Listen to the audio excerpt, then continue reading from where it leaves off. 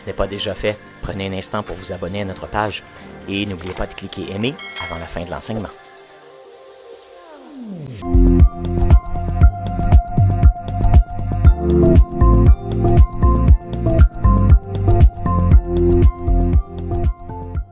Charles, si tu peux mettre l'image du monsieur que d'un homme d'affaires du 20e siècle qui s'appelait Robert G. Letourneau. Et ce monsieur-là, vous voyez, il a l'air sympathique, hein? Très sympathique. Il y a une Bible sur l'image, puis une pépine, une excavatrice. C'est que ce monsieur-là, c'est le fondateur de la compagnie Letourneau, qui était une des plus grosses compagnies américaines, surtout dans le domaine là, de l'excavation et de la machinerie lourde. Cet homme-là, c'était un inventeur, un innovateur, c'était un homme d'affaires aguerri et c'est un gars qui a vraiment révolutionné l'industrie dans laquelle il était. Lui aussi a commencé avec les petites choses, comme de travailler, faire du paysagement, puis sur des chantiers, à charrier de la terre avec des brouettes. Puis il s'est écœuré de ça. Puis il dit, il doit y avoir une manière de faire les choses plus simples, plus facile pour ménager le dos des employés. Alors, il a commencé à inventer de la machinerie pour transporter de la terre. Des engins comme ça. Et puis, ça a évolué. Tu peux peut-être mettre l'autre image, je ne sais pas si c'est ça. Ah oui, ça a évolué jusqu'à des gros engins comme ça qui sont utilisés sur des chantiers, là, dans les mines, toutes sortes de chantiers, là, un peu partout. Les plus grosses machineries que vous pouvez imaginer, il y en a conçu de tous les genres, pour tous les domaines d'industrie d'ailleurs aussi, que ce soit pour les routes, que ce soit pour la construction, les mines, je le disais, ou encore le domaine agricole. Il y a vraiment, et tout au long de sa carrière, il a innové, construit des nouvelles choses, inventé des nouvelles choses, répondu à des nouveaux besoins. Ce qui est particulier de cet homme-là, c'est que il y avait une philosophie de vie intéressante. En fait, à un moment donné, il s'est trouvé à une croisée des chemins. Et puis, sa sœur était missionnaire en Chine et elle lui a dit, tu devrais faire du ministère. Robert, tu devrais t'en aller dans le ministère. Et puis, Robert a sérieusement songé ça parce qu'il aimait Dieu de tout son cœur. Et donc, il est allé dans une période de recherche de Dieu, rechercher la volonté de Dieu pour sa vie. Et une journée, il était en prière avec son pasteur. Et puis, il se demandait, bon, je vais-tu au séminaire, puis qu'est-ce que je fais? Je m'en vais-tu outre-mer? Et en priant, son pasteur a eu une parole de prophétie. Et c'était très simple. C'est Robert, Dieu a besoin aussi d'hommes d'affaires. Dieu a besoin des hommes d'affaires. Et puis ça, c'était une révélation pour lui. Et puis, il a réalisé qu'à ce moment-là, c'est devenu clair en lui que son appel, c'était de se lancer en affaires et de prospérer.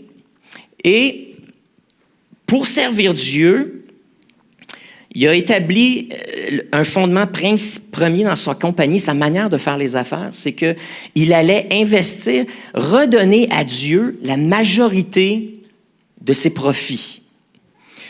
Et cet homme-là est connu pour avoir un mode de vie dans lequel il vivait avec 10% de ses profits et donnait à Dieu 90%.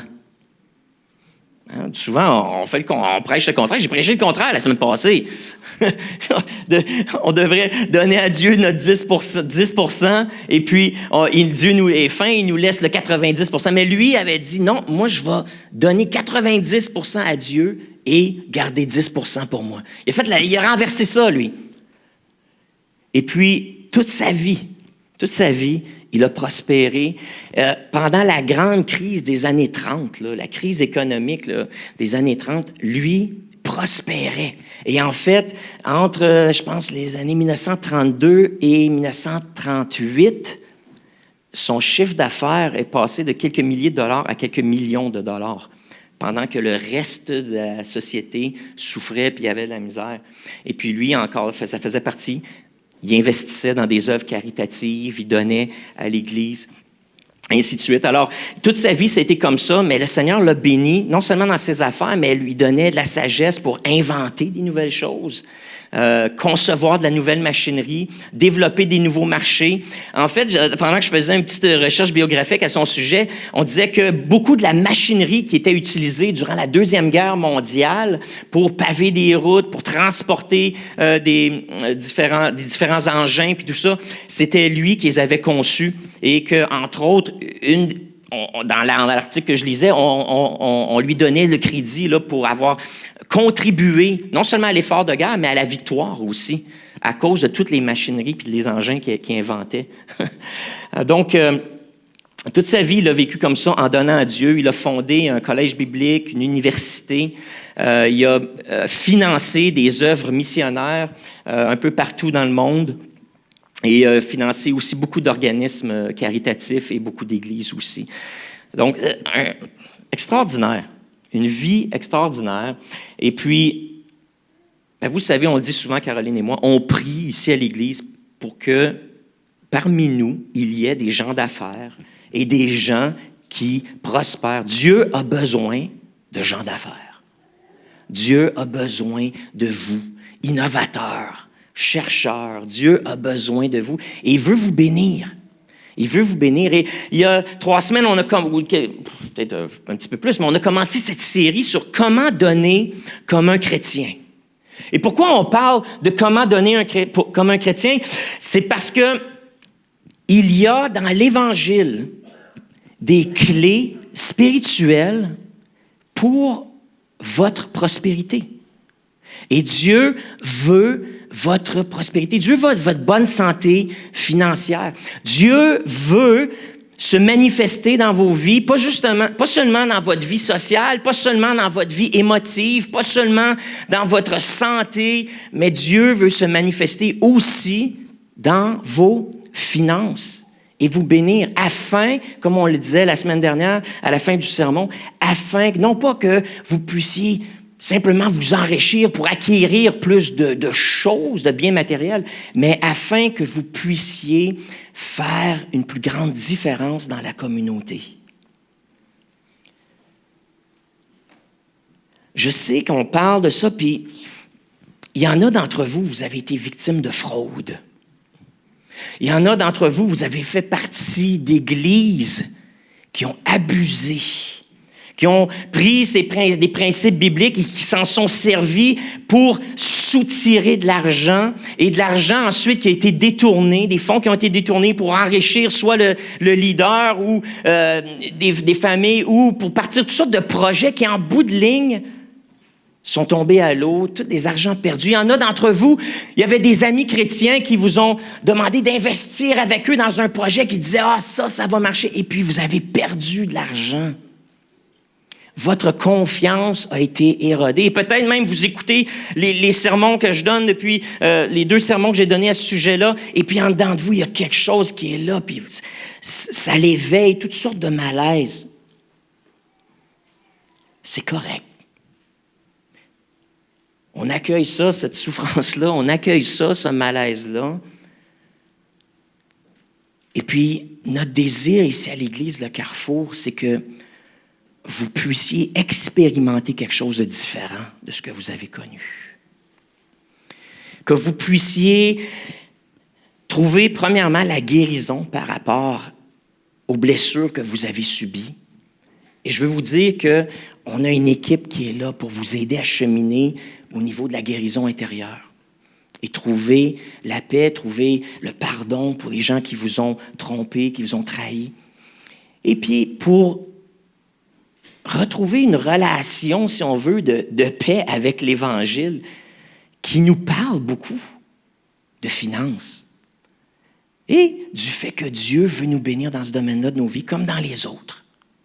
Mais comme on a dit la dernière fois, jamais aux dépens de notre sanctification. Ça va toujours rester la priorité de Dieu, c'est que nous soyons transformés, que nos valeurs s'alignent avec les siennes et que nos comportements s'alignent avec ses priorités à lui. Et toujours, il va prioriser notre développement intérieur, notre caractère moral avant de nous confier des richesses, des choses comme ça, et nous amener là. Afin que, lorsqu'il va confier ces biens matériels-là entre les mains de ses enfants, il sait qu'ils vont être bien administrés, avec sagesse, avec altruisme et générosité, pour le bien-être de la société et pour l'avancement de son œuvre. Donc, on souhaite non seulement que vous trouviez la guérison par rapport à ces questions-là, puis certains d'entre vous, des traumatismes par rapport à ça, mais aussi que vous puissiez expérimenter une communauté de foi qui a une relation saine avec l'argent, des relations saines avec les finances, des relations saines. Donc, ici, tout ce qu'on fait, si vous avez des questions, il n'y a rien de caché. Vous pouvez poser des questions. On a une réunion annuelle à chaque année où on parle ouvertement de comment les finances ont été administrées. Vous élisez, les membres bâtisseurs, vous élisez. C'est-tu un verbe, ça? Élire, éliser? On élit des candidats, des membres, des directeurs qui sont diacres, qui font partie du conseil d'administration de l'Église, qui vous représentent et qui sont accessibles. Vous pouvez aller les voir, vous pouvez poser des questions, vous pouvez venir me voir, venir voir Pasteur Caroline, les membres de l'équipe pastorale. On est ouvert de parler de finances et de comment l'argent est administré. On rend des comptes et on rend des comptes à vous et on rend des comptes au gouvernement aussi, à chaque année, comment les fonds sont administrés. Donc, il y a rien de caché. Et notre objectif, c'est oui, qu'on génère ensemble plus de revenus afin qu'on puisse accomplir la mission de notre Église. Croyez-moi, je ne suis pas en train de m'enrichir, moi, ici, à l'Église de Carrefour. J'ai quitté une carrière et j'ai pris une baisse de salaire de 20 000 $ quand je suis venu ici à l'Église. Je ne suis pas venu au Carrefour pour l'argent. Je ne suis pas dans le ministère pour l'argent. En fait, même que reconnaissant l'état des finances de l'Église et la capacité de l'Église, ben mon épouse Caroline, qui travaille ici une journée par semaine, elle a une entreprise aussi. Elle est entrepreneur, puis elle a une entreprise. Et puis, c'est avec son entreprise qu'on réussit à payer plusieurs de nos comptes, puis d'avoir un revenu familial qui nous permet de vivre ici à Sherbrooke confortablement.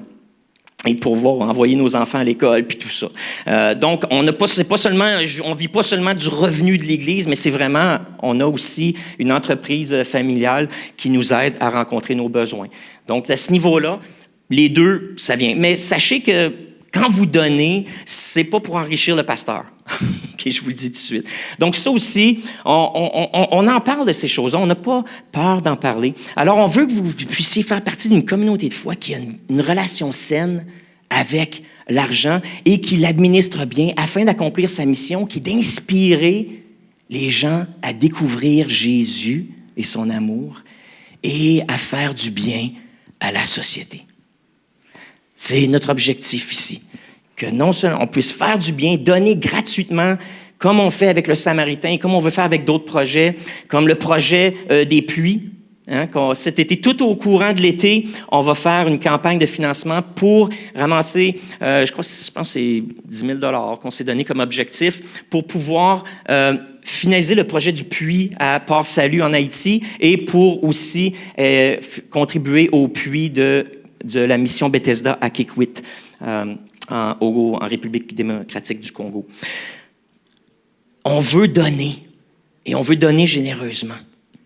Alors, puis l'autre chose que je veux dire, c'est que, savez-vous que c'est la première fois en 6 ans que Pasteur Pascal prêche sur ce sujet-là, de la dîme des offrandes? Depuis qu'on est arrivé ici, on n'a jamais parlé de ça, excepté on a parlé de la générosité en la mettant dans des sermons, en parlant de d'autres valeurs, en parlant de d'autres vertus. On insérait cette dimension de la générosité dans des sermons sans en faire le point principal. C'est la première fois en 6 ans que, je vous dirais, j'ai le courage et la foi pour prêcher là-dessus. Ça a pris tout ce temps-là. Parce que, d'un, on ne voulait pas donner justement cette impression qu'on est à l'argent, que c'est juste ça l'Église. Mais je pense qu'il y a là-dedans aussi une sorte de... On est sensible, hein? Les Québécois, on est sensible à cette dimension-là des finances, puis nos portefeuilles, puis l'argent, on a une drôle de relation avec ça, nous autres, les Québécois. Et puis, bon, étant Québécois moi-même de souche, je porte ça un peu avec moi. Donc, il a fallu même que le Seigneur travaille en moi pour m'aider à développer un certain niveau de confort pour pouvoir l'adresser comme ça publiquement, puis en parler sans me sentir mal. Alors, l'autre chose, c'est que en tant que pasteur, et je vous dirais avec notre CA puis les trésoriers avec qui j'ai travaillé, à chaque année, lorsqu'on faisait le bilan, pas le bilan, mais le budget annuel, on prévoyait une croissance. Puis on disait, par la foi, on va croire que Dieu va bénir l'Assemblée, bénir les finances du peuple et que le peuple va répondre simplement et contribuer généreusement à la vitalité financière de l'Église. Et là, on mettait le défi, on lançait le défi à Dieu. Seigneur, nous, par la foi, on va augmenter le budget de 5% ou de 10% et on va faire le budget en conséquence. Et puis le Seigneur, cette année, m'a repris là-dessus parce qu'il dit, Pascal, j'ai rien à faire, moi, dans mon royaume avec l'argent humain tellement. C'est vous autres sur la terre qui en avez besoin. Puis l'argent, le concept là, de l'économie comme on l'a et de l'argent, c'est un concept humain, c'est une devise humaine et il n'y en a pas de ça au ciel. Mais c'est vous autres, vous en avez besoin sur terre pour faire l'œuvre que je vous demande de faire. Et cet argent-là, elle est où, Pascal? Elle n'est pas dans mes poches à moi, elle est dans les poches de mes enfants. Et donc, ta foi, tu me dis, Pascal, tu me fais confiance que je vais faire augmenter les finances puis que vous allez pouvoir atteindre les objectifs pour accomplir les projets que vous avez à cœur. Je te mets au défi, Pascal, de laisser de côté la pensée magique que moi, je vais faire apparaître l'argent dans les pots, dans les offrandes, et puis mets ta foi dans ma capacité de parler à mes enfants et de susciter en eux un esprit de générosité. Et puis ça a été vraiment un changement pour moi dans ma manière de concevoir ma relation avec l'argent et la relation de l'Église avec l'argent. Arrêtez de penser que Dieu va la faire apparaître. C'est un peu que je simplifie, là, mais c'est un peu l'idée que j'avais. C'est que Dieu va faire apparaître, comme il a multiplié les poissons, il va multiplier l'argent. Et puis là, Dieu a dit non, c'est pas comme ça que je veux marcher, puis c'est pas comme ça que l'Église a marché pendant tous ces siècles-là, puis c'est même pas comme ça que ça marchait dans l'Ancien Testament. C'est que je suscitais un esprit de générosité parmi mon peuple qui était touché par l'œuvre, qui m'aimait. Et cet amour-là se manifestait en générosité et il contribuait volontairement et avec joie à l'œuvre que j'accomplis sur la terre à travers eux. Alors j'ai dit, OK, Seigneur, j'ai compris. Alors c'est ça qui a amené un peu cette série de prédications sur les finances. J'ai dit, OK, Seigneur, je vais te faire confiance que tu vas parler à ton peuple.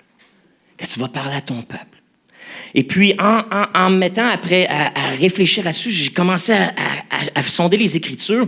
Et puis, j'ai été émerveillé de voir comment est-ce que dans l'Ancien Testament et dans le Nouveau Testament, il y a des lois spirituelles que si on les met en pratique, Dieu bénit. Des concepts spirituels qui sont associés directement à la générosité et à la provision de Dieu. On en a vu deux la semaine dernière. C'était la loi de la moisson. Hein? Et l'apôtre Paul qui dit, celui qui sème peu, moissonnera peu, mais celui qui sème abondamment, récoltera abondamment. Et dans quel contexte qui parle de ça? Une levée de fonds pour venir en aide aux chrétiens de Jérusalem qui vivaient un temps difficile. Donc, c'est une campagne de financement pour un projet humanitaire Donc, il ne parlait pas des dîmes et des offrandes et du soutien régulier qu'on donne à notre Église. C'était une collecte qui était vraiment pour un besoin spécifique et pour donner, on pourrait dire, un projet missionnaire pour que les églises qui ont hérité la foi des Juifs de Jérusalem puissent maintenant bénir à leur tour les Juifs en redonnant et en disant merci à travers des dons pour prendre soin d'eux qui vivaient un temps difficile. Donc, mais le principe est le suivant, tu vas récolter en fonction de comment tu sèmes. Donc, si tu donnes beaucoup, si je reprends Paul puis je paraphrase, il est en train de convaincre les gens de donner une offrande. Donc, si tu donnes beaucoup, Dieu va t'ordonner beaucoup. Il va pourvoir à tes besoins et même au-delà, dit-il. Donc ça, c'est le fun. L'autre principe dans la loi de la moisson, c'est celui-ci, c'est que si tu veux moissonner ou récolter du blé, il faut que tu sèmes du blé. Si tu veux du maïs, tu sèmes du maïs. Si tu veux des pommes, tu sèmes des graines de pommes. Si tu veux des fleurs, des marguerites, tu sèmes des marguerites. Tu vas récolter ce que tu as semé. Et donc, on pourrait dire, si tu sèmes avec générosité, Dieu va être généreux avec toi et va susciter de la générosité autour de toi aussi. Mais le principe va même plus loin, où ce que si tu sèmes pour quelque chose de précis, il y a une bénédiction qui est là puis qui fait que tu vas récolter dans le domaine dans lequel tu sèmes. C'est-à-dire, je vous ai raconté ma petite histoire des dîmes l'année passée, lorsque j'ai passé un temps super difficile au niveau de mes finances personnelles, puis que je donnais ma dîme en pleurant des fois, puis en disant « Seigneur... » Puis là, ma prière était la suivante. « Seigneur, je donne à ta maison et je fais confiance que toi, tu vas prendre soin de ma maison. » Parce que j'ai des problèmes avec ma maison. Mais le principe était le suivant. Je sème dans ta maison parce que j'ai besoin de récolter, moi, du côté de la mienne. Donc, par la foi, je te donne à toi parce que tu es merveilleux, mais je comprends la loi de la moisson, donc je sème dans ta maison. Et Seigneur, je te fais confiance que cette semence-là, il y a une bénédiction qui se rattache aussi à ma propriété. Donc, on peut faire ça, ces dons-là, comme ça, avec Dieu. Ce sont des dons désignés, on pourrait dire. Donc, tu donnes une offrande, mais tu y attaches une intention, exactement. Une intention pour quelque chose de particulier. Aujourd'hui, pendant la louange, j'ai fait une offrande particulière.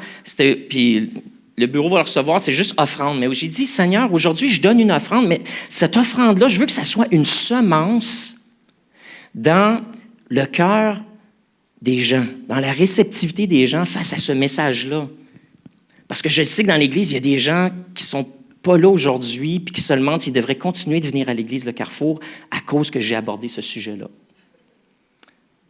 Mais j'ai dit, Seigneur, je sème aujourd'hui, je te fais une offrande parce que tu prends soin de moi, mais que cette offrande-là, Seigneur, je te prie que tu bénisses ceux qui souffrent et ceux qui ont été blessés par rapport à l'argent et qui puissent trouver guérison et qu'à travers les paroles soient reçues avec l'intention que j'ai, non pas de manipuler, non pas d'extirper, d'escroquer, de culpabiliser les gens, mais au contraire, qu'ensemble, on puisse vivre la générosité et l'amour.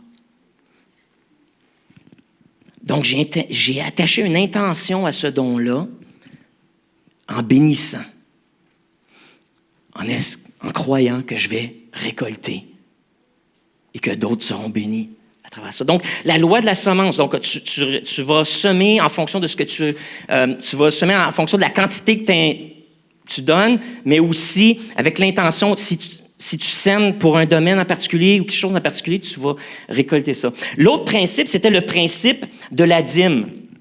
Le 1/10 des récoltes.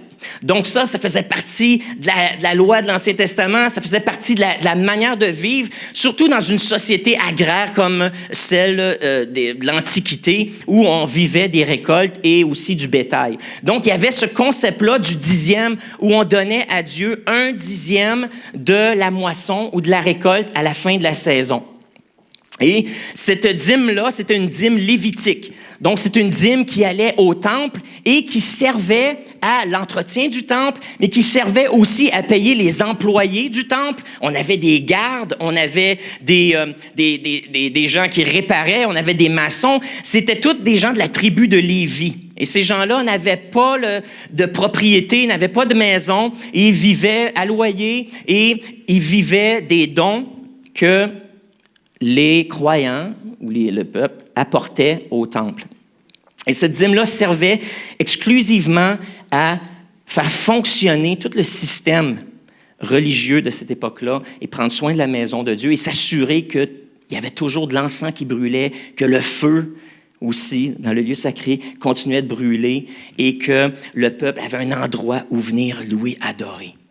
Donc, cette dîme-là, c'était 1/10 des revenus, si on veut, ou des résultats des récoltes des gens qui s'étaient donnés à la fin de la saison, lorsqu'on avait reçu on savait nos profits, on savait ce qu'on avait eu. Là, on apportait au Seigneur 1/10 de tout ça. Et ça venait avec une promesse de protection. Lorsqu'on donne la dîme, 1/10 de nos revenus, la parole de Dieu nous dit que Dieu s'engage. Ça, c'est dans Malachie 3:10, où Dieu dit « Mettez-moi à l'épreuve, apportez à la maison du Seigneur les dîmes, et vous verrez si je n'ouvre pas pour vous les écluses des cieux.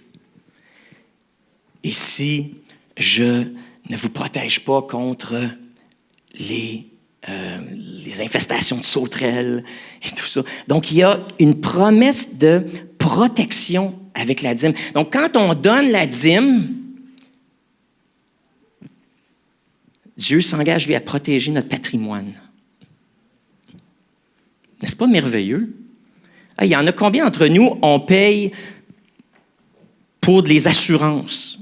Toutes sortes d'assurances. Assurance maison, assurance auto, assurance ci, assurance ça, assurance santé, assurance vie, assurance pour les animaux. Tu peux faire ça à cette heure. Si on mettait tous ces montants-là qu'on paye en assurance ensemble, je serais curieux de savoir à quel pourcentage de nos revenus ça correspond. Et Dieu dit, lui, mets-moi à l'épreuve. Apporte ta dîme. Et la dîme qui va soutenir l'œuvre de Dieu, l'œuvre de son ministère, de sa maison, les activités religieuses. Je vais dire le mot institution. Il y en a d'autres qui frémissent que j'ai dit ça, mais on s'entend qu'on est une sorte d'institution sociale et religieuse. Donc, la dîme va soutenir ça, l'œuvre de Dieu. L'œuvre de Dieu. Mais avec ça, Dieu fait une promesse. Je vais protéger ton patrimoine. Je vais m'assurer que la pluie est là, que tes récoltes vont être abondantes. Je vais te protéger contre les fléaux naturels afin que ce que tu as semé, tu puisses le récolter. Non, ça ne vient pas par magie. Donc là-dedans, Dieu protège le travail, le fruit de nos mains, nos investissements, les projets qu'on fait pour justement prospérer et pour rencontrer nos besoins. Tu comprends? La pluie vient, elle bénit la semence. Dieu protège contre les sauterelles qui viennent manger les récoltes. OK? Donc, mais on a dû travailler, on a dû investir, on a dû planter, on a dû faire tout le travail. Et donc, de la même manière que toi, tu te lèves le matin, puis tu vas travailler, puis tu fais ta job, puis tu fais tes choses, tout ce que ta main trouve à faire, puis pour lequel tu es récompensé avec de l'argent, Dieu veut bénir, protéger. Et ça, c'est la promesse qui vient avec la dîme. Maintenant, les offrandes. Aujourd'hui, c'est ça, la distinction entre les dîmes et les offrandes. Parce que certains d'entre nous, vous nous entendez dire ça le dimanche, les dîmes et les offrandes. Vous l'avez vu peut-être à la réunion annuelle, on a une ligne pour les dîmes, une ligne pour les offrandes. Puis vous n'avez aucune idée, c'est quoi la différence. Et lorsque vous donnez avec générosité à l'Église, des fois vous mettez dîme, mais vous ne savez pas si vous devez mettre offrande. Est-ce que c'est une dîme, c'est une offrande? J'aimerais ça clarifier ça. Parce que c'est important au niveau, pour deux choses, parce que pour ce qui est des offrandes, il y a d'autres bénédictions qui sont différentes des dîmes. Il y a des lois spirituelles aussi qui bénissent et qui assurent ta prospérité lorsque tu donnes des offrandes qui sont autres que des dîmes. Donc, la dîme, c'est le 10e de tes revenus. Peu importe ta source de revenus, ton salaire, 1/10, la dîme, c'est ton revenu. OK? Maintenant, tout ce que tu donnes au-delà du 10e devient une offrande. Devient une offrande. Donc, il y avait les principes de dîme dans l'Ancien Testament, puis là, vous vous souvenez, même il y en avait plusieurs dîmes. Je l'ai parlé la semaine passée, vous écouterez le message. Les Juifs avaient plusieurs dîmes qu'ils payaient, mais en plus des dîmes, il y avait aussi les offrandes. Et la première, et celle que je vais vous parler aujourd'hui, c'est la loi du prémice. La loi du prémice. Qu'est-ce que le prémice? Et dans Deutéronome 26, on voit... ce principe-là est expliqué. Qu'est-ce que c'était que le prémice? Deutéronome 26, verset 1. « Lorsque tu seras entré dans le pays que l'Éternel te donne pour héritage, lorsque tu posséderas et y sera établi, tu prendras des prémices de tous les fruits que tu retireras du sol dans le pays que l'Éternel, ton Dieu, te donne. Et tu les mettras dans une corbeille, et tu iras au lieu que choisira l'Éternel, ton Dieu, pour y faire résider son nom. Et tu te présenteras au sacrificateur, alors en fonction, et tu lui diras, « Je déclare aujourd'hui à l'Éternel, ton Dieu, que je suis entré dans le pays de l'Éternel, que l'Éternel a juré de donner à mon père, que l'Éternel a juré de donner à nos pères. Ouais. Et le sacrificateur recevra la corbeille. » Donc, il y avait ce principe-là où non seulement à la fin des récoltes, tu allais porter un 1/10 de tout ce que tu avais ramassé, mais au début de la récolte, alors que tu avais semé, puis que là, la pluie était venue, puis que là, les fruits commençaient à apparaître, ce que les Juifs devaient faire, c'est d'identifier les premiers fruits. Les premiers fruits. Donc, la petite fleur a éclos, puis là, hop, il y a une petite fraise qui est là. Peut-être la première gerbe de blé, ou la première pomme dans l'arbre, ou la première grappe de raisin. Et puis là, ce qu'il faisait, il attachait une petite ficelle après le premier fruit. Et puis, le montant, autant la dîme était déterminée, c'était 1/10 de tout ce que tu as ramassé à la récolte. Le prémice, c'était libre. La personne, le cultivateur pouvait décider quelle portion, quelle quantité donner à l'Éternel, mais c'était complètement libre. Mais l'idée, c'était que tu identifies le premier fruit et que cette première portion-là, ensuite, tu la donnes à Dieu. Celle-ci aussi, au début de la moisson, tu ramasses tes premiers fruits. Tu ne sais pas qu'est-ce que la collecte va être à la fin. Tu ne sais pas la quantité de ta récolte. Mais au début, tu sais que là, il y a quelque chose qui pousse. C'est beau. Le premier va à Dieu. Et puis là, il prenait et puis il allait aussi porter ça au temple. Pourquoi? Puis là, c'est là que souvent... Écoute, j'ai écouté les sermons qui disent que la dîme, c'est péché. OK? Je les ai écoutés, les vidéos YouTube. Inquiétez-vous pas, j'ai fait mes recherches. Puis c'est intéressant parce que chaque prédication que j'ai entendue là-dessus ou chaque étude sur le sujet, les orateurs qui sont là ont une approche historico-grammaticale des Écritures et très logique. Et puis là, ils vont analyser ça de façon logique. La dîme, et est-ce que ça s'applique à aujourd'hui, dans la Nouvelle Alliance, tout ça? Puis, il n'y en a pas un de ceux qui prêchent sur la dîme et péché, OK? Il n'y en a pas un qui se demande pourquoi Dieu a inventé le concept de la dîme et pourquoi Dieu a inventé le concept du prémice. Il n'y en a pas un qui se pose la question pour essayer d'aller plus loin que simplement le texte et essayer de comprendre ce que ça veut dire aujourd'hui et de l'analyser de façon littéraire et historique. Et il n'y en a pas un qui le regarde sous la lentille spirituelle des lois qui gèrent le royaume invisible de Dieu. Et puis, nous, en tant que croyants, remplis du Saint-Esprit, vivant déjà le royaume de Dieu, on doit se poser la question, mais pourquoi Dieu a pensé à ça? Il devait avoir une raison, et des fois, la raison n'est pas toujours évidente dans la Bible. Il faut la creuser, il faut étudier, il faut commencer à comparer les choses, puis lire les récits pour essayer de comprendre, il y avait un but. Dieu avait un but. Et voici la loi spirituelle du prémisse. C'est que la première et la meilleure partie, lorsque tu la consacres à Dieu, va bénir ou sanctifier tout le reste. La première partie, lorsqu'elle est offerte en offrande à Dieu, elle lui appartient, mais ce que ça fait, c'est que ça sanctifie, c'est-à-dire que ça rend saint ou encore propice à l'usage de Dieu tout le reste de la récolte. C'est une offrande volontaire, c'est une offrande qui n'a pas de limite. Tu peux en donner autant que tu veux de prémices ou aussi peu que tu veux. C'est à toi de déterminer en tant que cultivateur ou, on transpose, vous comprenez aujourd'hui, là, on transpose ça dans notre économie, qui n'est plus une économie agraire, là.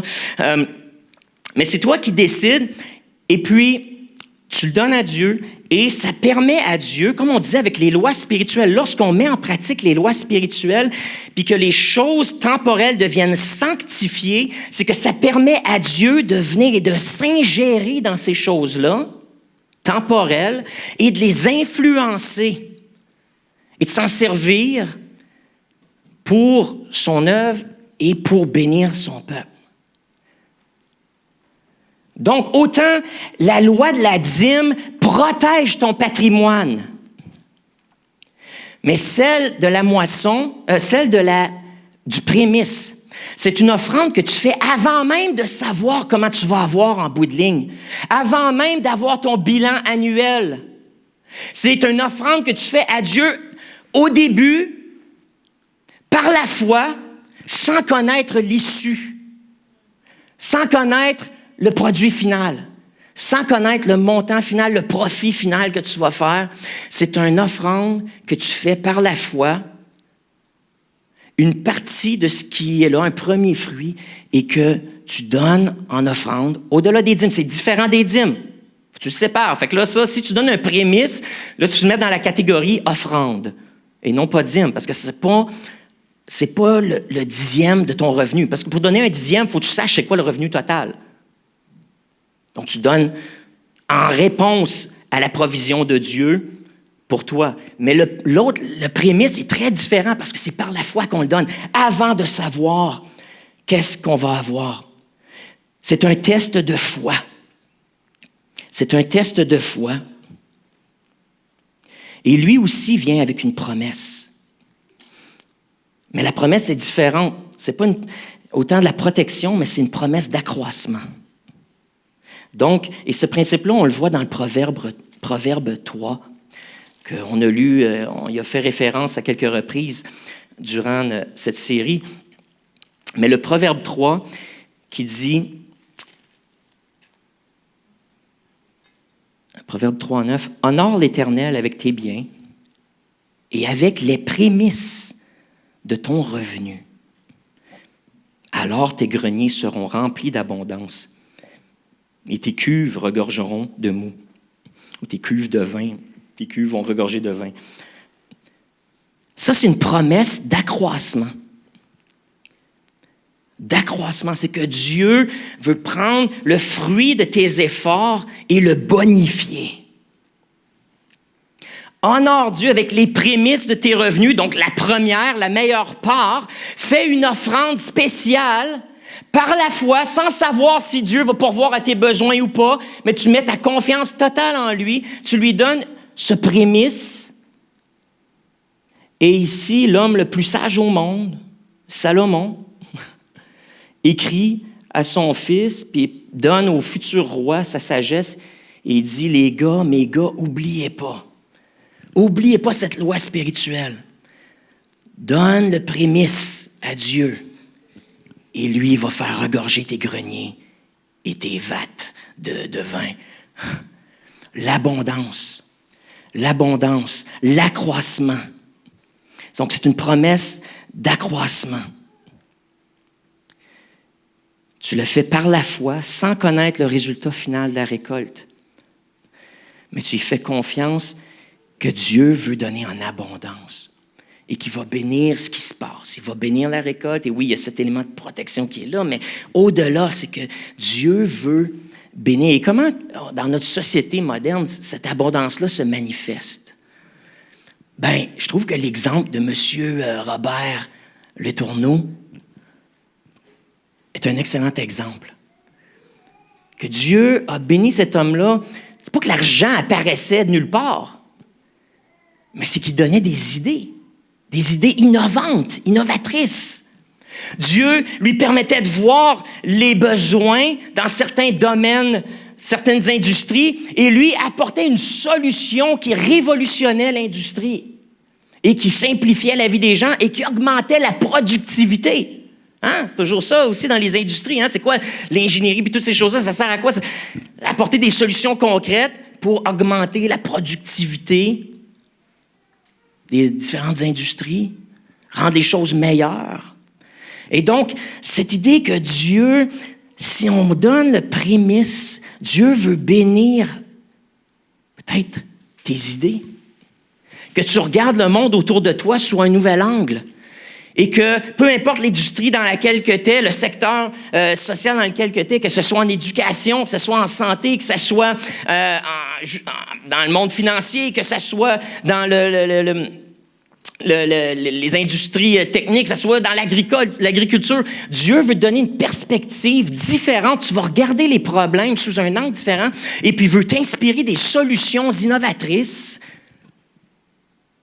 pour que tu puisses ensuite bénéficier de ça.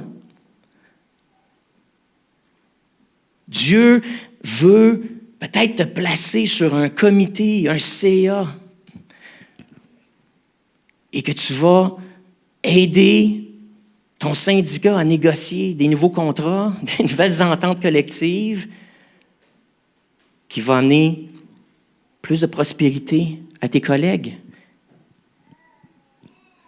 Dieu veut te donner des idées, te faire voir le monde sous un angle différent, afin que tout ce que tu fais puisse prospérer et même croître.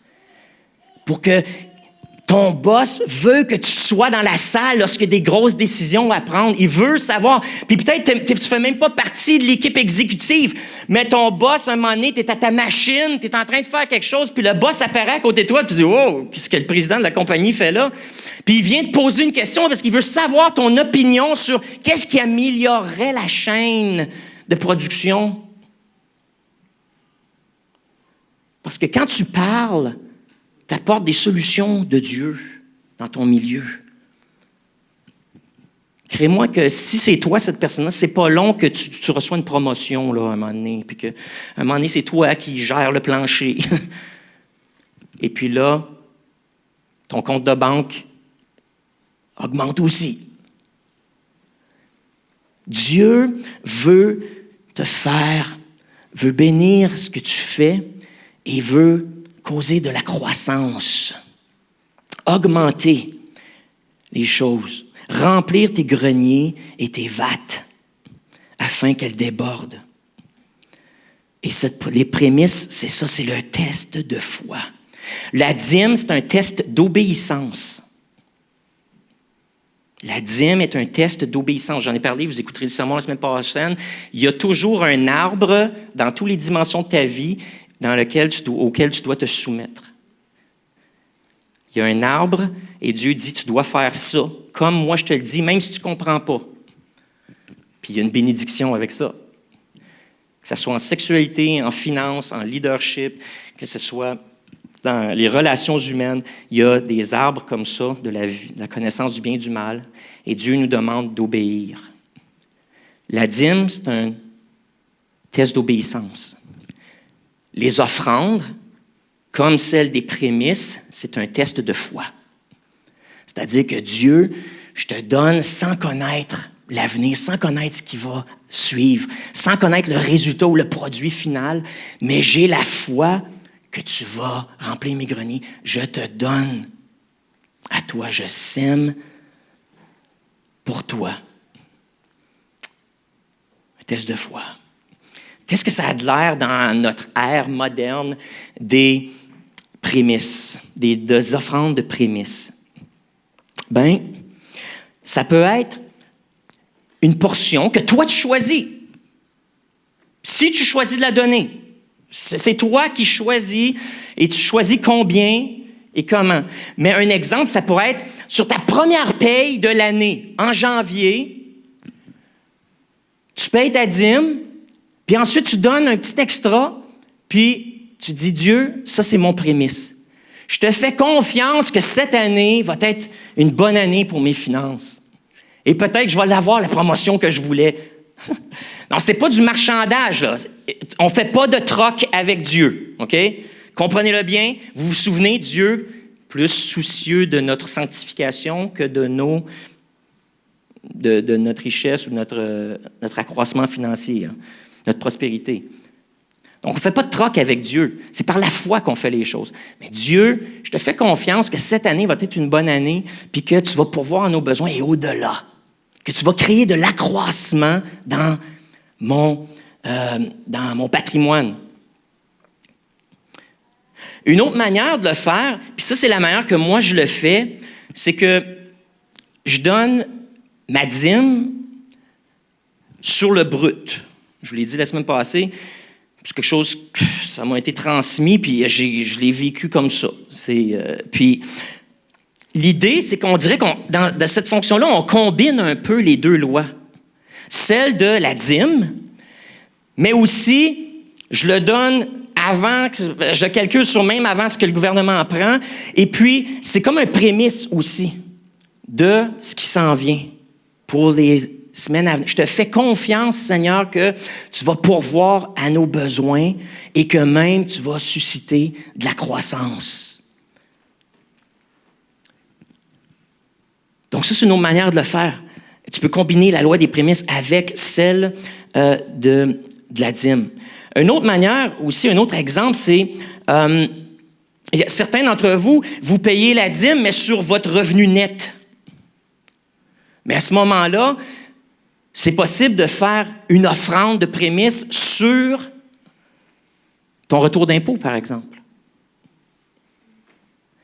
Le mien, je l'ai déjà... je me suis occupé de ça à l'avance. Fait que quand j'ai le retour, ben là, je l'ai tout. Puis là, je peux décider si je fais une aumône ou quelque chose d'autre avec ça. Mais je l'ai réglé à la source. Mais certains d'entre nous disent « Ah, Pascal, la dîme, je calcule ça sur le net. » Écoute, ça, c'est libre à toi. OK? Puis encore une fois, j'espère que vous comprenez, il y a de la grâce. La grâce est là, c'est que dans le sens, on doit agir par conviction. Mais certains d'entre vous m'avaient dit, mais moi, je paye ma dîme sur mon retour d'impôt, par exemple. Hey! Je ne paye pas ma dîme ou je fais une offrande de prémisse ou peu importe, une offrande sur mon retour. Une autre manière de le faire, c'est une portion volontaire, de donner à Dieu une portion volontaire, peut-être, de tes dividendes, si tu as des investissements, ou une portion de tes gains de placement, ou tes gains en capital, ou encore des obligations d'épargne. Ça aussi, ça appartient tout à Dieu, le Seigneur, pour qui on travaille. Est-ce qu'on a pensé à, justement, si on veut que la loi des prémices, on veut se l'approprier, bien, il faut qu'on participe, il faut qu'on fasse ce que la loi nous dit, c'est que de donner un prémisse. Donc, tu veux que tes placements montent, tu veux que les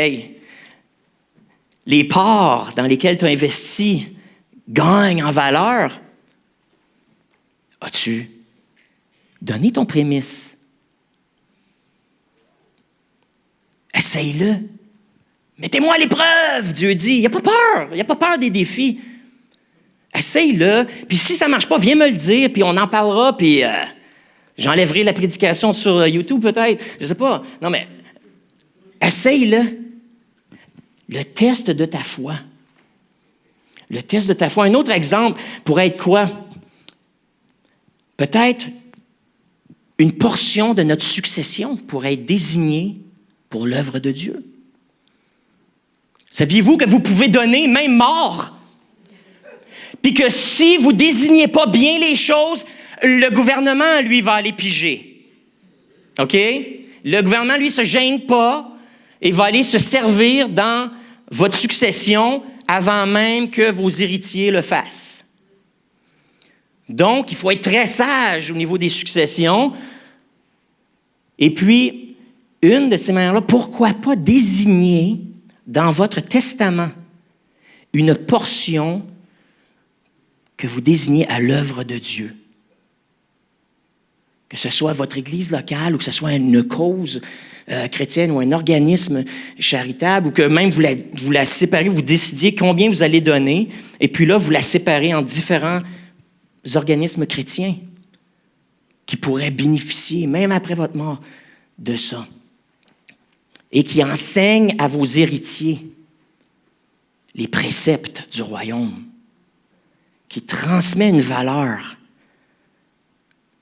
que même avant vous distribuer entre vous autres, je veux que vous fassiez ce don-là à tel organisme, telle église ou peu importe. Une portion pour le royaume de Dieu. Ça, c'est un prémisse, hein? Quand tu le marques dans ton testament, avant de mourir, tu ne sais pas comment il va avoir à la fin. Ça compte comme un prémisse. Ça compte comme un prémisse. Et je vous encourage, chrétiens, enfants de Dieu, de penser à l'œuvre de Dieu, même dans votre testament. Comme Paul a dit aux Corinthiens et aux Macédoniens, vous avez hérité l'Évangile des chrétiens de Jérusalem. Il est temps de dire merci avec une offrande. Vous avez bénéficié des services et de l'amour de l'Église toute votre vie. Vous avez connu Dieu parce qu'il y a des chrétiens qui étaient membres d'une Église qui vous ont évangélisé. Et maintenant, vous avez la vie éternelle. Vous avez accès au royaume de Dieu. Vous allez vivre dans l'abondance éternelle et vous allez servir dans son royaume pour l'éternité. Pourquoi pas dire merci à ceux qui vous ont ouvert la porte pour le royaume de Dieu en faisant un don dans votre testament à l'Église? À l'Église. Parce on le fait parce qu'on aime, on donne parce qu'on aime Dieu, on est généreux, puis Christ a été généreux avec nous. Mais non seulement ça, mais Dieu aime tellement ceux qui donnent qu'il même il nous récompense et il dit, si tu donnes les prémices de tes revenus, de tes biens, c'est toi qui choisis ce que ça veut dire, mais donne-le avec intention, comme prémisse. Moi, je veux bénir afin que tu puisses prospérer, que tu puisses augmenter, que tu puisses accroître dans tes revenus, dans tes biens et que ta succession et ton patrimoine puissent grandir. Les prémices, comme on l'a dit, viennent sanctifier tout. C'est une loi spirituelle. C'est pour ça, lorsque tu donnes une portion, tu ne peux plus la reprendre. Tu ne peux plus la reprendre une fois qu'elle est donnée. C'est pour ça qu'Ananias et Saphira sont morts. Dans Actes chapitre 5. Ils ont apporté aux pieds des apôtres, comme dans l'Ancien Testament, on apportait nos prémices aux pieds du prêtre, du sacrificateur. Ils ont apporté le montant, le profit de la vente d'un terrain qu'ils avaient. Ils l'ont mis aux pieds des apôtres. Et en le mettant aux pieds des apôtres, ce montant-là devient consacré, il devient saint, il est sanctifié et il est propre à l'usage de Dieu et il ne peut pas être profané et repris. Il appartient à Dieu et à ses intendants de faire ce qui est bon avec. Mais maintenant, c'est l'Église qui le gère. La seule chose, c'est que Ananias et Saphira ont menti. Ils ont dit, on apporte tout le profit de notre vente Voilà, on le met au pied des apôtres. Les apôtres le reçoivent et automatiquement, ça devient béni, saint. Le problème, c'est qu'ils ont menti. Ce n'était pas tous les profits. On ne sait pas pourquoi. Ils voulaient peut-être bien paraître. Ils se comparaient peut-être à Barnabas qui avait fait la même affaire, puis lui, c'était un apôtre, puis tout le monde l'aimait. Puis peut-être, ils voulaient un petit peu d'amour, tu sais, puis on ne sait pas pourquoi. Mais ils ont menti au Saint-Esprit parce que en retenant une part, c'était comme voler. C'était comme reprendre quelque chose que j'ai donné. Et vu que c'était saint, tu le reprends, il y a une malédiction avec ça. Il y a des promesses de bénédiction. Aïe, aïe. Acte 5, l'Église commence. Grosse offrande, le monde donne l'argent pour prendre soin de l'Église, l'avancement de l'Église et des chrétiens qui sont là parce qu'il n'y a pas de filet social dans la société dans laquelle ils vivent vraiment. Alors, ils vont prendre soin les uns des autres. Ananias, Saphira mentent au Saint-Esprit, mais parce que l'offrande a été sanctifiée au pied des apôtres, le Saint-Esprit les fait tomber morts raides. Comme c'est arrivé à Akan dans l'Ancien Testament, lorsque Josué a conquéri la terre promise, Dieu avait dit, la première ville est à moi. Vous ne prendrez aucun du bétail, vous ne prendrez pas d'esclaves, la ville est à moi, les trésors que vous allez trouver vont aller pour servir dans mon temple, mais vous n'avez pas le droit de profiter personnellement de la conquête de la première ville. C'était le prémisse de la conquête. Et ensuite, Dieu dit, vous me donnez la première ville et je vous donne tout le pays. Et vous prenez ce que vous voulez dans le pays, c'est à vous autres. Mais moi, le prémisse est à moi.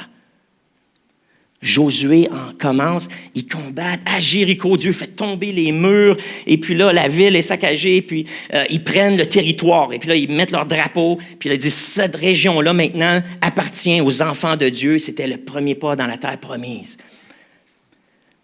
Il y avait un gars qui s'appelait Akan. Lui, pendant qu'il était en train de se promener dans la ville, il a trouvé des beaux bijoux, il a trouvé un beau manteau, puis il a trouvé des beaux plats, des beaux contenants. Et puis, il a décidé de les garder puis de les enterrer dans sa tente.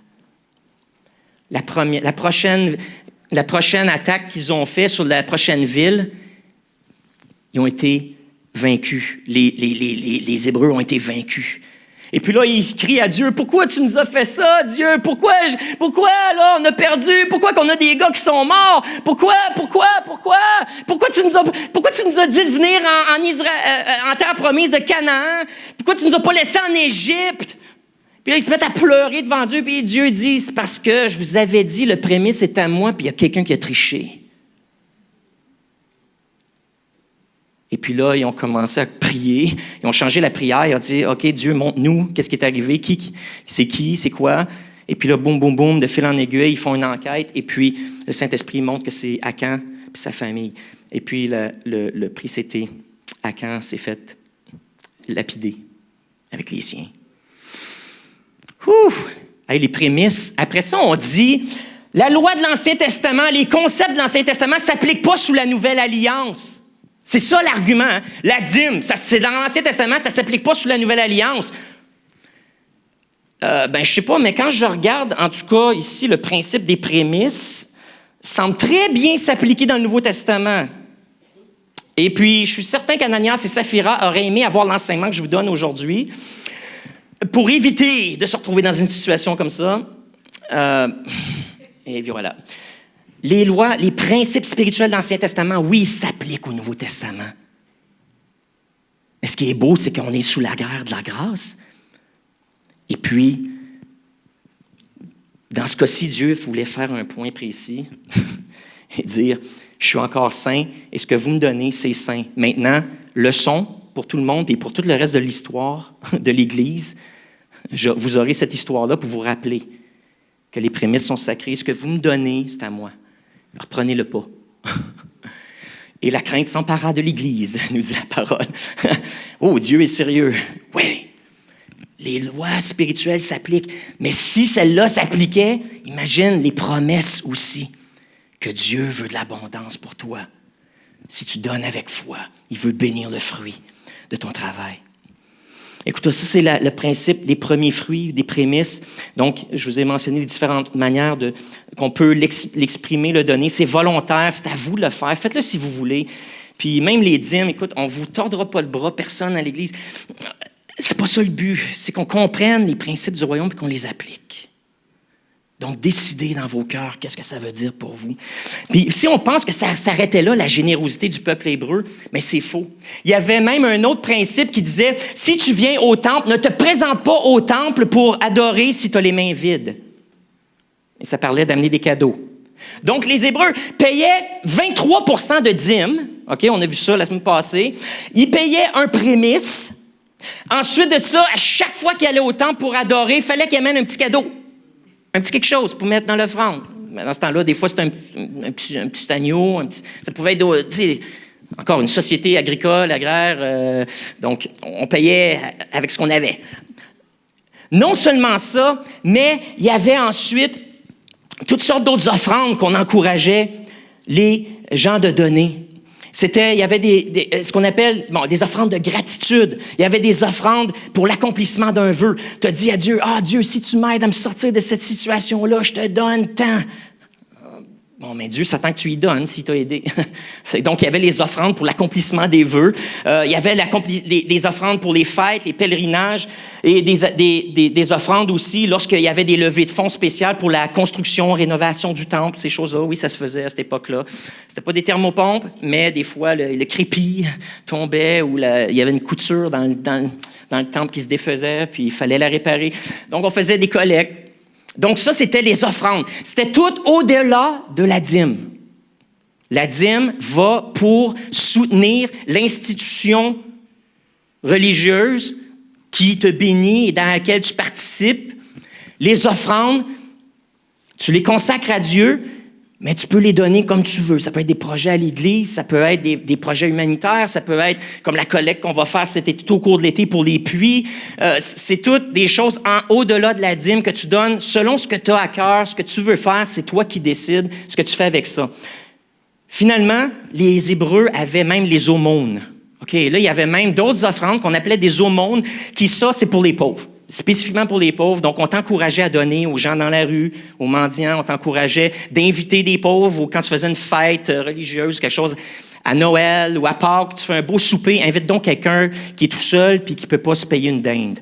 C'est un peu ça l'idée qu'ils faisaient dans ce temps-là. On invitait les gens à venir et participer. On avait de l'aide d'argent qu'on donnait ou des biens qu'on donnait. On laissait les récoltes. Lorsqu'on faisait une récolte, on en laissait toujours un peu pour que les gens puissent venir glaner les restants, puis les pauvres pouvaient se servir de ça pour manger, se nourrir. On se souvient peut-être de l'histoire d'Esther, entre autres. Ruth, c'est ça, Ruth, évêque Boaz. Il y avait aussi, la dîme des pauvres, on en a parlé, mais prêter sans intérêt, ça faisait partie de leur culture de générosité. Entre nous, on se prête sans intérêt. Les étrangers, on va lui charger de l'intérêt en main. On va se repayer comme ça avec les étrangers. Mais entre nous autres, on se prête sans intérêt. C'était une façon d'exercer la générosité. On invite les pauvres aux fêtes, tout ça. Et puis, il y avait même des lois contre l'exploitation des travailleurs où on disait, Dieu avait dit, si tu engages quelqu'un pour la journée, tu le payes à la fin de la journée. Il ne fallait pas marchander, il ne fallait pas marcher. Mets-y pas à carotte au bout du nez puis tu ne lui donnes pas. Là. Tu engages quelqu'un, tu le payes, ce que tu as décidé d'y payer. Il n'y a pas d'abus. Hein, ça faisait partie de leur loi. Donc ça, c'était la culture du royaume de Dieu, du royaume hébreu. Ces principes-là sont les mêmes encore aujourd'hui. Là. Ils s'appliquent aux enfants de Dieu. Cette générosité, cette culture de générosité, on doit l'avoir. Donc, je vous encourage, frères et sœurs, si vous payez vos dîmes à l'Église, mettez dîmes. Si vous donnez un pourcentage de votre revenu et que vous travaillez vers le 10% et plus, mettez dîmes sur vos enveloppes ou quand vous envoyez des transferts électroniques. Parce que ça va dans un compte spécial à l'Église. Et l'Église paye sa dîme sur les dîmes que vous donnez. Hein, c'est comme notre revenu collectif. Et nous, on prend 10% de ce que vous donnez. Le principe qu'on met en pratique ici, qu'on vous prêche aujourd'hui, on l'applique et on donne 10% aux Assemblées de Pentecôte du Canada pour aider à financer des activités d'implantation d'églises, formation de pasteurs, de prédicateurs, puis venir en besoin à des églises en développement, toutes sortes de choses comme ça. Donc, ça s'en va et on la donne. Et saviez-vous que les Lévites qui recevaient la dîme faisaient la même chose? Ils prenaient 10 % de ce qu'ils recevaient, ils le donnaient aux sacrificateurs. Ça se pratiquait, la dîme, ça se pratiquait ça aussi. Donc, c'est un principe, parce que quand tu donnes la dîme, ça sanctifie aussi le reste. Donc, mettez dîme. Si vous donnez pour des projets spéciaux, mettez offrande dans vos dons. Ou si vous donnez une fois de temps en temps, ou vous donnez selon l'inspiration du moment, mettez pas dîme là-dessus. Mettez ça dans offrande. C'est pas parce que je suis chiche puis je veux pas donner la dîme de la dîme, mais c'est comme ça que ça fonctionne ici à l'Église. C'est notre système un peu. C'est que les offrandes vont aller pour des choses ici puis les projets spéciaux qu'on a à l'Église. Donc, faites la distinction quand vous donnez dîme ou offrande. Dîme, ça a rapport avec un pourcentage de ton revenu. Les offrandes, c'est tout le reste. Selon si tu es inspiré, si le Seigneur te met à cœur, mets-les dans l'offrande. C'est comme ça qu'on gère. Je vous lis une dernière histoire, puis je finis avec ça. J'ai fermé ma Bible, vous savez, hein, c'est le signe que le pasteur y achève. Je finis avec une parabole moderne. Et je l'ai appelée la parabole des 2 directeurs. Le royaume des cieux est comme un homme d'affaires très riche. Un jour, il fait venir ses 2 directeurs dans son bureau pour leur annoncer qu'il doit partir pour plusieurs mois à l'étranger. Il leur dit: « J'ai ici 2 procurations qui vous donnent chacun accès à mes avoirs. Vous aurez le droit d'opérer en mon nom et d'administrer la compagnie comme bon vous semble.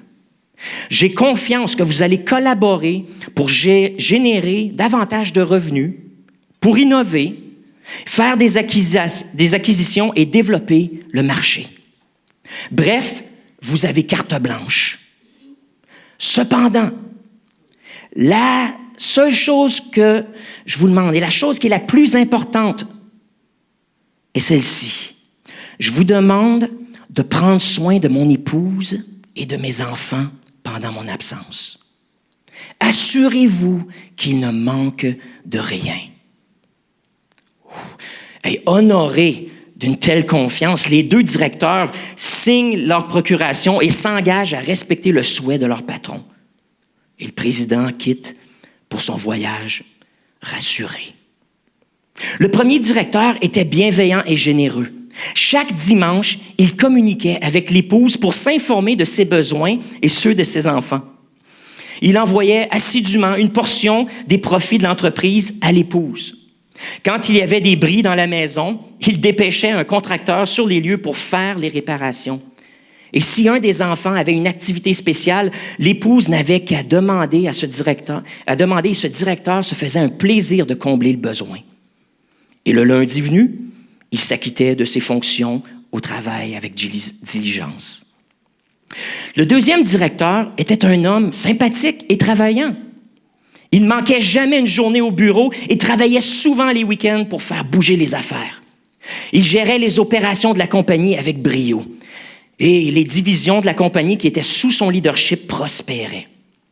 Pour se récompenser de son excellent travail, il a fait des rénovations sur sa maison. Il acheta une nouvelle voiture, se procura un bateau, puis il amena sa femme et ses enfants à Disney World pour des vacances bien méritées. Toutefois, il oubliait souvent d'appeler l'épouse de son patron pour prendre des nouvelles et s'enquérir de ses besoins. Quand elle le contactait pour une requête, celui-ci lui répondait: « Ah, je vais vous envoyer quelque chose dès que le prochain contrat est signé. Ou dès que le bilan sera compilé et que j'aurai le montant des profits. Ou encore, je vous appelle dès que je reviens de vacances. » Il se rassurait en pensant à son collègue qui en faisait bien assez pour les 2. Au retour de son voyage, le patron convoqua ses 2 directeurs. « Lequel, pensez-vous, a fait la volonté de son patron? Lequel l'épouse a-t-elle louangé? Auquel le patron a-t-il offert de devenir partenaire égalitaire dans la nouvelle entreprise qu'il est allé fonder outre-mer? Que celui qui a des oreilles entende, car il en sera ainsi quand le Fils de Dieu reviendra. Prions. Je vais inviter les préposés pour les dîmes et les offrandes à venir. Seigneur, ta parole est vraie, tes promesses sont vraies et les principes spirituels, autant de l'Ancien Testament que ceux du Nouveau Testament, sont vrais. Ils te permettent de t'immiscer dans nos affaires humaines afin d'apporter la bénédiction, la protection, l'accroissement, la prospérité. Aujourd'hui, Seigneur, je bénis chaque personne qui entend ce message, que ce soit ici ou en ligne, que nos cœurs soient interpellés, que nos cœurs qui ont été brisés, violés, trompés, volés par des gens malhonnêtes, par des églises et des organisations qui opéraient selon des principes mondains et égoïstes. Seigneur, que ces auditeurs puissent trouver la guérison. Que ceux qui t'ont volé toi, ceux qui ont été malhonnêtes avec toi, ceux qui, Seigneur, ont trompé d'autres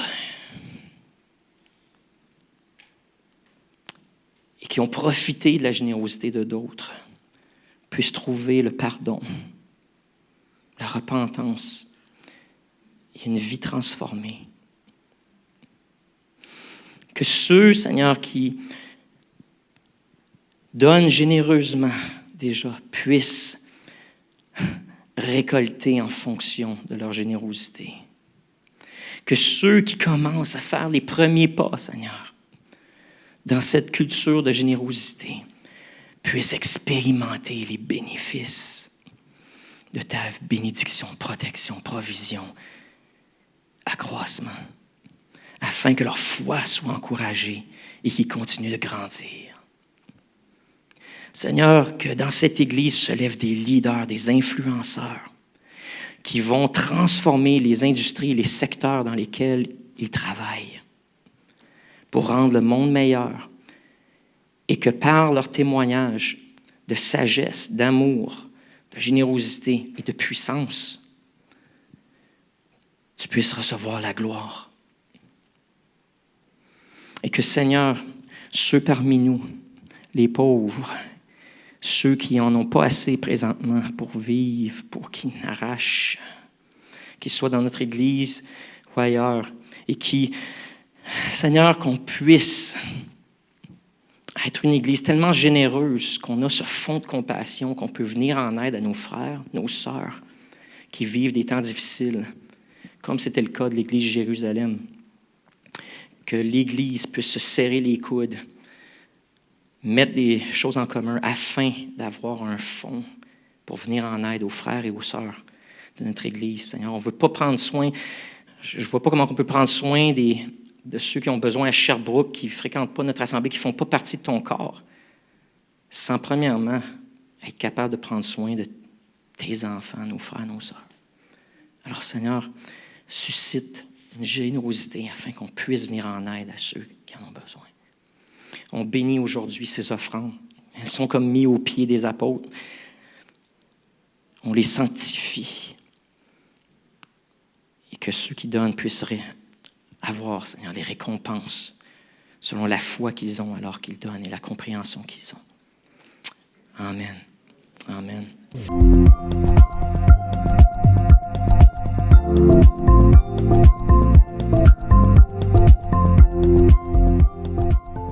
Si ce n'est pas déjà fait, prenez un instant pour vous abonner à notre page et n'oubliez pas de cliquer « Aimer » avant la fin de l'enseignement. Si vous avez besoin de prière ou d'accompagnement spirituel, n'hésitez pas à communiquer avec nous à l'adresse courriel suivante: sos@lecarrefour.org.